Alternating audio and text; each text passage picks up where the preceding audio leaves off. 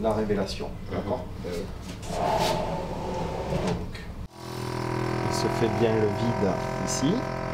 Voilà, j'ai un bon contact entre le circuit imprimé. Donc si on regarde un petit peu plus en détail la chaîne de fabrication, donc elle est constituée d'un logiciel de routage ORCAD qui nous permet de faire toute la conception de la carte, donc saisie du schéma, routage, et on arrive jusqu'à la réalisation donc, du typon.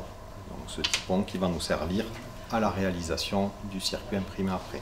Donc aujourd'hui, grâce à tous ces outils, par rapport à ce qu'on faisait avant, on est capable, sur un projet d'une durée de 8 semaines, les étudiants sont capables de réaliser réellement leur carte à mesure pour le projet. C'est-à-dire qu'on n'est pas obligé d'acheter des cartes toutes faites, on n'est pas obligé d'attendre 3 à 4 semaines de délai si on fait notre carte avant que le fabricant puisse nous la réaliser. Et de cette façon-là, on arrive à des projets qui peuvent être aboutis. Donc cette année, en ER3 et ER4, on a eu à réaliser 2 projets. Donc personnellement, j'ai choisi de travailler en binôme et de réaliser un projet qui n'était pas imposé par les enseignants. Donc pour faire ça, on a dû réaliser un cahier des charges pour se rendre compte de la charge de travail, voir si c'était vraiment réalisable ou si c'était trop ambitieux. On est vite arrivé à la conclusion qu'il nous fallait une carte vraiment dédiée à ça, puisqu'il n'y avait pas grand chose dans le marché qui pouvait correspondre à tout ce qu'on voulait faire.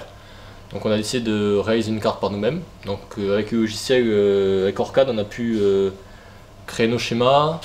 Une fois que tout ça était satisfaisant, que ça répondait à nos attentes, on a pu passer à la conception de la carte. Donc pour ça, on commence par prendre une plaque de la dimension de la carte finale. On utilise cette machine pour la percer. Donc ça va vraiment vite, ça nous fait gagner un temps énorme.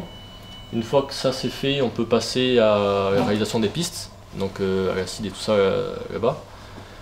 Et après, on peut directement passer au soudage, à souder les composants sur la carte, et ça va assez vite.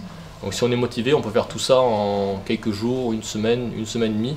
Et ça nous permet de réaliser des projets assez ambitieux, puisqu'on a vachement plus de temps pour travailler sur le projet après et on ne perd pas trop de temps sur les cartes. Comme la carte électronique a été réalisée assez rapidement, on a pu simplement ajouter un module Wi-Fi à cette carte électronique. Et moi, de mon côté, j'ai pu réaliser une application mobile avec laquelle on va venir contrôler ce robot à distance.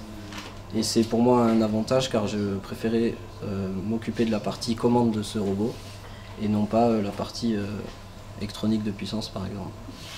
Donc le jour où ils seront en entreprise, ils vont retrouver les mêmes process de fabrication, les mêmes composants et ils seront déjà formés sur ces technologies.